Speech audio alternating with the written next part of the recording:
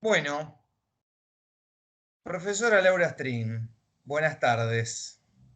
Muchísimas gracias por estar presente en este espacio de Lengua y Cultura Colegio del Libertador, como invitada especial a esta materia por segunda vez. ¿Sí? Ya estuvo el año pasado en nuestra institución, esta es la segunda vez de manera virtual, ¿sí? Y de una manera bastante particular. Agradecido, ¿sí? Como docente a cargo de la materia y en nombre de toda la institución por estar presente en esta unidad particular de lengua y cultura que es Mujeres y Guerra, nada más y nada menos. Laura Strim, profesora, licenciada por la Universidad de Buenos Aires, colega de Teoría Literaria 3, carrera de letras, especialista en literaturas eslavas, también docente de literaturas eslavas, directora de una colección hermosísima de traducciones de años luz y un palmarés mucho más grande. ¿Sí? Voy a decir y animarme también a decir poeta, ¿sí? Gran poeta y gran ensayista. Muchísimas gracias No, por favor. por estar acá. Bueno, Laura, cada vez que yo hablo de Alexievich, digo que llegué a Alexievich por vos y llegué por este libro que nuestros alumnos y alumnas están del otro lado leyéndolo todavía en proceso de lectura. Ese es el de las mujeres, ese. Exactamente, La guerra no tiene rostro de mujer. Pero claro, vos tenés una lectura mucho más amplia de Alexievich. Me gustaría que dieras un pantallazo como lectora, como crítica, y después nos metemos en este texto, ¿sí? Para pensar primero dónde ubicar en ese mapa a Alexievich, si como cronista, si como escritora, ¿no? En fin, ¿qué lecturas es globalmente? Y yo te respondo de la misma manera que vos me preguntabas. Yo llegué a Alexievich hace 15, 20 años por su crónica de Chernobyl. La modalidad de Alexievich en todas las obras que yo conozco, que son las traducidas al español, es el retrato de crónicas, el retrato de testigos de diferentes hechos que llamaríamos con Shklovsky elocuentes. Eh, yo las pienso casi como fotos por la contundencia que tiene la transposición que ella hace entre la voz del testigo, el relato del testigo y la crónica que ella arma. Digamos que hay un dejar hablar muy particular, una escucha muy particular, genialmente conseguida.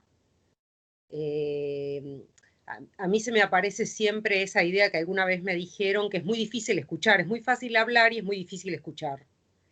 Y cuando un autor tiene el don de escuchar, después a qué género pertenece, a qué escuela pertenece, en qué subgrupo discursivo uno lo puede imbricar es aleatorio. Y ahí recuerdo que Ricardo Celarrayán, un poeta argentino, decía gracias a los que hablan, porque él era un gran poeta de la oreja. Digamos que ahí la podríamos ubicar. Eh, Cuando vos decías que íbamos a acentuar en esta charla lo de las mujeres y la guerra, a partir de ese libro, a mí se me hacía muy paralelo Los muchachos del Zinc, que es, Que es otra obra de que es Alexievich. otra obra de Svetlana y que tiene quizá, todas tienen la misma impronta, que es escuchar lo que es insoportable de escuchar. Y ahí uno podría ser bien amplio y decir, en general no soportamos la historia. Y ella hace escuchar la historia, y la hace escuchar del testigo, de la voz del testigo, del recuerdo fragmentado, despedazado, totalmente hiriente, y por eso tan, me va a salir con rima, contundente. Mm. Digo, las mujeres de la guerra y los muchachos del zinc tienen esa cosa que vuelvo a poder decirlo con Shklovsky, el tema del extrañamiento, ¿no? Es una voz extrañada porque son chicos engañados que van a la guerra de Afganistán y esas mujeres de la guerra son las mujeres que nadie quiere escuchar. La Unión Soviética tiene 1 millón de soldados mujeres, oficiales, etcétera, etcétera, que nunca fueron retratadas por diversos motivos, por las censuras más o menos conocidas, pero también por censuras presupuestas, de que no iban a engarzarse a la voz oficial de lo que había que contar, ¿no? No sé si ya terminé el friso de la obra de Alexievich, pero bueno. No, me parece interesante esto a ver, esto que dijiste sobre el final respecto del extrañamiento, porque pensando en nuestros alumnos en cuarto lenguas, eh, hemos trabajado profusamente la idea de extrañamiento desde un lugar, por supuesto, para pensar las vanguardias históricas y para pensar fenómenos que se dan dentro del campo del arte. Y digo, qué difícil pensar el extrañamiento en el campo de la tragedia, en el campo de la guerra, ¿no? Claro, pero yo ahí trabajo la idea y la entendí siempre a la idea de extrañamiento como el extremo del realismo.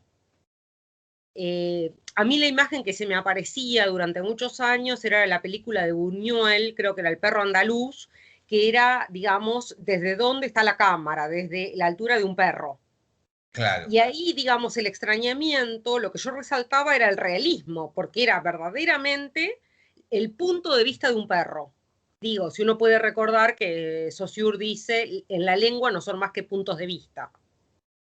Y una vez que uno elige un punto de vista, no vamos a decir con Borges que es encontrar un personaje, etcétera, etcétera, sino que es encontrar lo que yo llamé a lo largo del tiempo los extremos del realismo, que lo recupero con lo que dice Céline, que es esas mínimas retranscripciones que uno puede hacer para lograr la transposición, para lograr la foto, para lograr la crónica.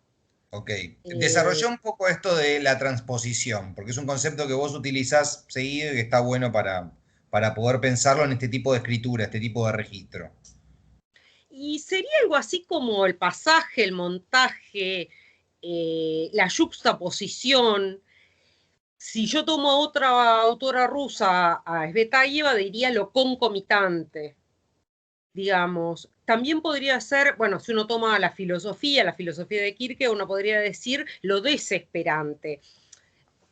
A nivel modo, a nivel manera de, a nivel forma. Es decir, lo desesperante es cuando uno toma un texto y las capas de sentido se van concomitando, se van juxtaponiendo, se van apelmazando y uno queda en la desesperación. Bueno, eso vos lo dijiste, esa es la tragedia.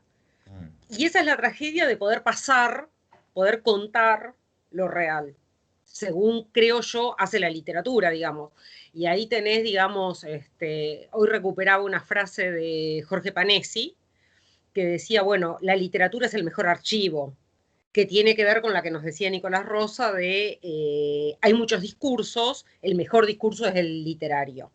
Sería en este caso, la literatura sería, en el caso de Alexievich, digamos, la mano, la oreja literaria de Alexievich sería la que le permite lograr contar lo que pasó, Ujú. sin presupuestos, sin una profesión, sin una teoría y una idea previa.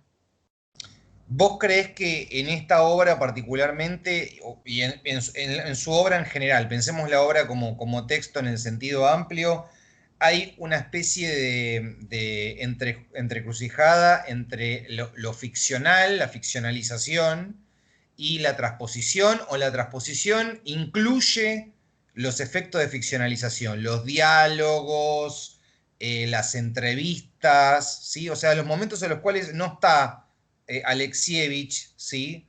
Su propia voz o la voz enunciativa, cualquiera sea la voz que está enunciando, dirigiendo la narración. Yo leía hoy un fragmento, creo que era de Los Muchachos del Zinc, donde ella decía que nos solemos esconder en las palabras.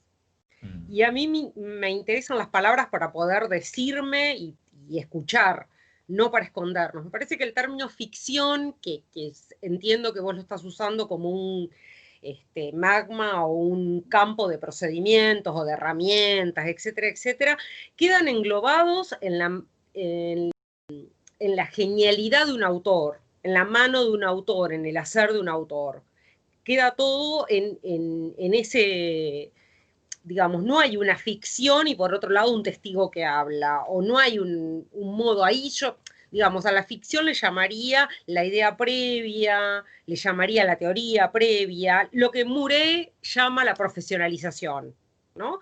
Es decir, ser un vanguardista profesional, ser un historiador profesional. Bueno, el exhibit sería todo lo contrario, sería una persona que va, mira y se descentra, y a partir de ese descentramiento escribe lo que puede.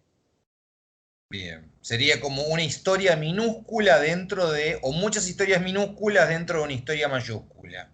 Exacto, Bien, exacto. Ir a ver qué pasa, ir a ver qué hay ahí. Por eso son libros sin atenuantes, son libros sin retorno, porque ella no sabe con qué se va a encontrar. En este caso, digamos, estoy pensando, casi como paradigma, un libro que yo no sé si se leyó y cómo se leyó, que es el Homo Soviéticus, porque es un libro que está en el punto del desenmascaramiento de la mentira de la historia. Es un libro que de alguna manera grita, vivimos como si las revoluciones, las utopías hubieran triunfado. Y ella claro. lo que muestra es no solo el fracaso, porque hay una complejidad, digamos. Acá no hay dos bandos, el bien y el mal.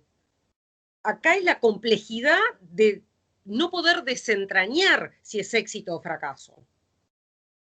Yo quería recordar una frase que ella tiene en uno de los libros, creo que es en Los Muchachos del Zinc, donde un soldado, un ex soldado de Afganistán, recuerda y dice, nos llaman para dar testimonio en las escuelas, ¿y nosotros qué podemos decir?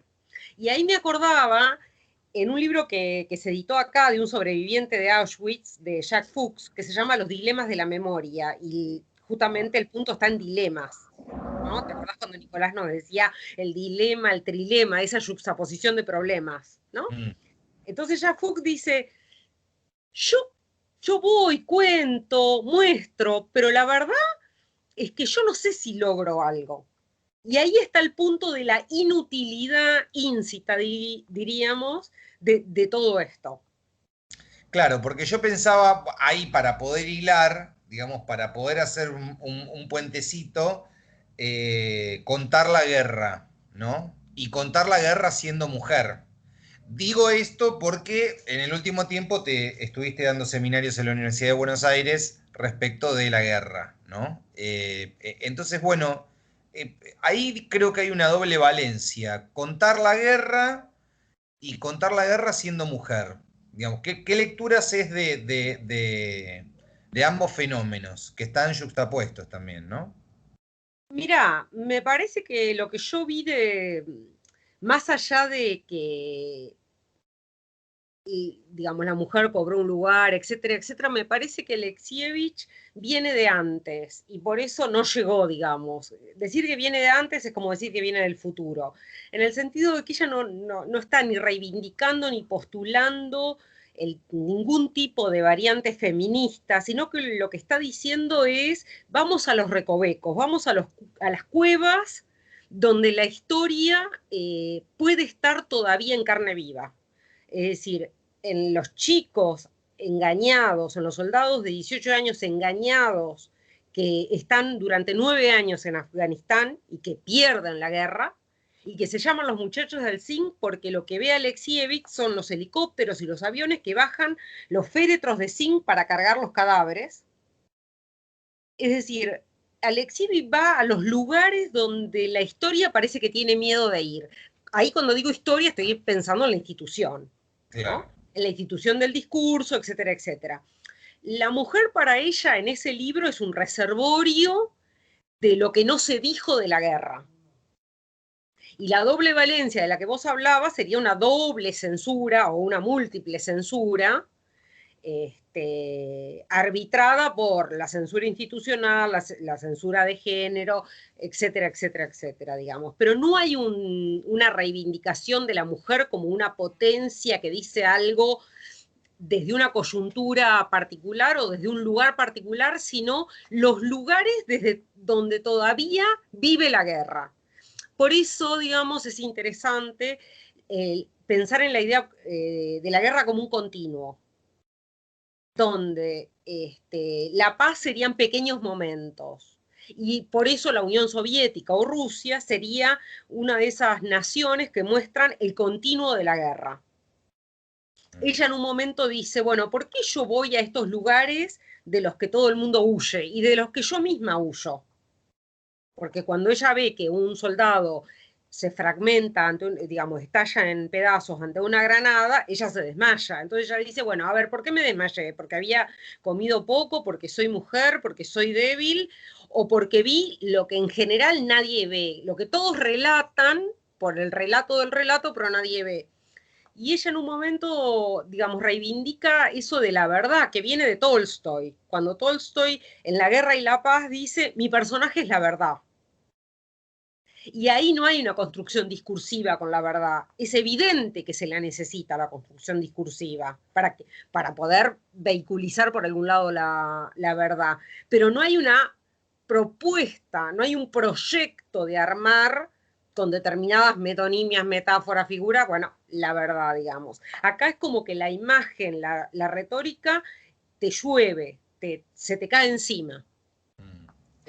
No, yo te preguntaba esto porque no sé si es la obra del premio Nobel, tengo entendido que sí, digamos, o sea que, Probablemente. digamos que es la obra que le da acceso a, y es verdad lo que hay algo que vos decís que es verdad, que es un clima de época, no le llegó a Alexievich el clima de época del Ni Una Menos, por supuesto, y del lugar de la mujer en la sociedad contemporánea y de las luchas que se están dando a escala continental y en el mundo. Y eso me parece interesante, digamos, para poder pensar, es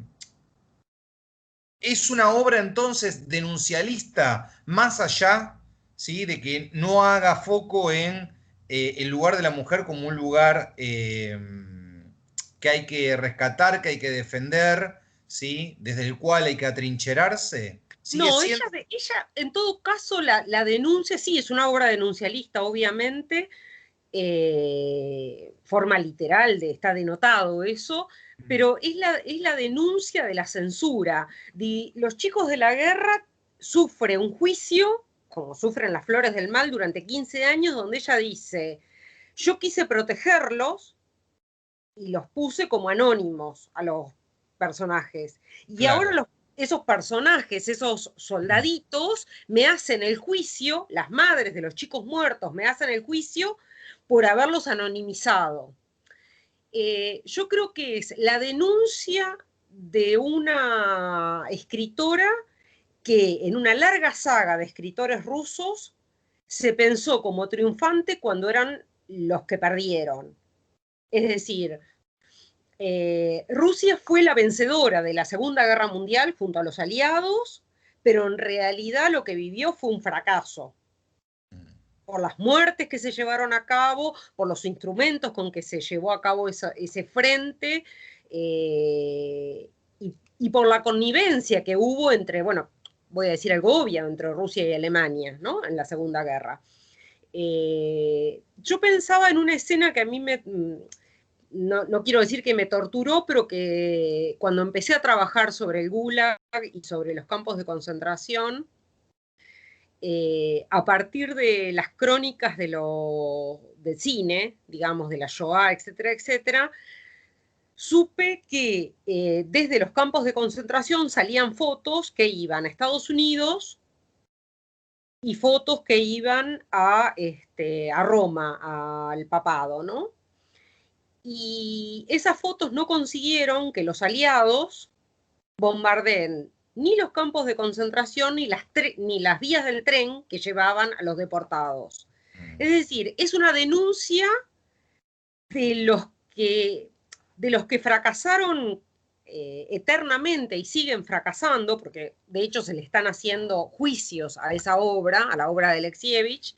Es decir, es la denuncia del fracaso permanente, del fracaso eterno, ¿no? Es del que cuenta de la historia que muchos saben, pero que, como dijo Sartre, no conviene asustar a Belancourt, ¿no? No conviene asustar a los obreros de Francia, contándoles de que existen los campos y de que existe el Gulag, ¿no? Sartre sabía, y Alexievich no sabía, pero se enfrentó con lo que los otros no querían decir. No sé si es enrevesado, pero es más o menos así. No, no, es muy interesante para pensar que esta idea el triunfo del fracaso, que fue el estalinismo, por supuesto, y la continuidad del estalinismo en su forma, digo, para pensar la historia, ¿no? Pienso en hechos, ya que este curso particularmente va a ser un trabajo de campo y luego escribirá su trabajo de campo, digamos, pero pienso en ciertas historias como la Guerra de Malvinas, ¿sí? Como la supervivencia al terrorismo de Estado, ¿sí? En la década del 70. Te Sí, interrumpo, Emiliano, porque lo que dale. decís es exactamente lo que yo estaba pensando cuando pensaba en este diálogo. A Svetlana Alexievich habría que juxtaponerla a Nora Strejilevich en nuestro país. Explica un poquito eso para que conozcan a Nora.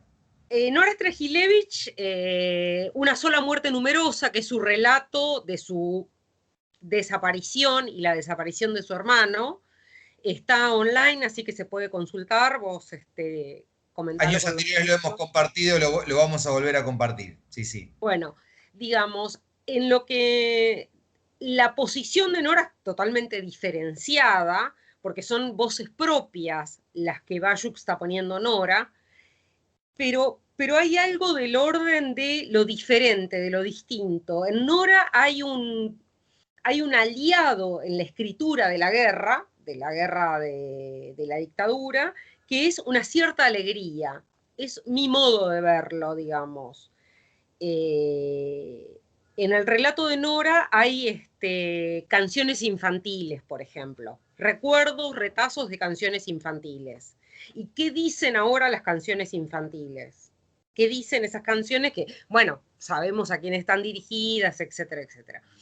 Y después vos dijiste la guerra de Malvinas. Bueno, yo trabajé en el último año del seminario con los pichiciegos, pero me interesó sobremanera trabajar con el diario que Fowell escribió simultáneamente a la escritura de los pichiciegos y simultáneamente a la guerra de Malvinas. Eh, Ahí hay otro gesto, un gesto que yo no puedo ahora definir rápidamente, pero que uno podría decir que es irónico. Eh, y es algo, digamos, que cuando uno lo lee se abre y no termina nunca de cerrarse, ¿no? Y esto vuelve a llevarme a Rusia, porque Babel escribe del mismo modo que Fowell un diario de la Revolución Civil, que es Caballería Roja, y simultáneamente un diario de la Guerra Civil. Está todo editado y más allá de los encuentros y más allá de los desencuentros que se relatan en uno y otro lugar, hay una patentización de lo real que los iguala a esos discursos, ¿no? También podemos ir a la Revolución Cubana y podemos llegar a leer Adiós a Mamá y El Desfile, que, es, que son dos relatos de Reinaldo Arenas, donde yo me permito juxtaponer el carnaval de la Revolución en el desfile y la tragedia de la caída de la Revolución en Adiós a Mamá, ¿no? Okay. Bueno, me parece que ahí, digamos, hay algo que iguala el relato de la guerra y es los grandes autores. Los grandes autores logran transponer la guerra de una manera en que uno no puede decir dónde está el bien y dónde está el mal. Está buenísimo y que cierre así porque en la otra materia de este curso, que es literatura, que también deben sufrir a este profesor, están trabajando algún latinoamericano y hemos hablado sobre las contradicciones de la Revolución Cubana, ¿sí? Con los derrengados, como decía Horacio Quiroga, los que quedaron por fuera de la historia. Y entre otros hemos nombrado a Reinaldo Arenas, ¿no? Y me parece interesante pensar a la literatura como tajo, ¿sí? Como algo punzante, más que como tatuaje, diría Néstor Perlonger, y bueno, me parece que Alexievich genera eso, ¿sí? Como una especie de tajo en el lector, producto de su experiencia con estas mujeres que han transitado la guerra y al mismo tiempo con la experiencia de escritura, que es como, me gustaría cerrar con esa pregunta, ya que escribís, ya que escribimos, y ya que quienes nos ven también van a escribir, y escriben, por cierto, la experiencia de escritura es una experiencia bélica, de alguna manera. No sé si coincidís conmigo, digamos, pero es una Bueno, experiencia sí, la de literatura es la guerra. guerra, dijo Mandelstam, y es una guerra en la lengua y hay que inventar un mundo a partir de una lengua y el que no inventa una lengua, peleándose con la lengua que ya tiene o con la lengua que hereda, no constituye literatura y me parece, digamos, que uno puede recorrer y comparar varios autores, comparar lo incomparable de estos autores, es mediante que cada uno pudo constituir una lengua en esa guerra del lenguaje, ¿no? En esa guerra del lenguaje. Vaya tarea, vaya tarea. Laura String, muchísimas No, gracias. gracias a vos y Esto iba a ser mucho más largo y presencial. Lo haremos el año que viene nuevamente con justicia, ¿sí? Y como corresponde, que es en las aulas, con ¿sí? vacuna. Con vacuna, por supuesto. Gracias, Laura. Gracias, Emiliano.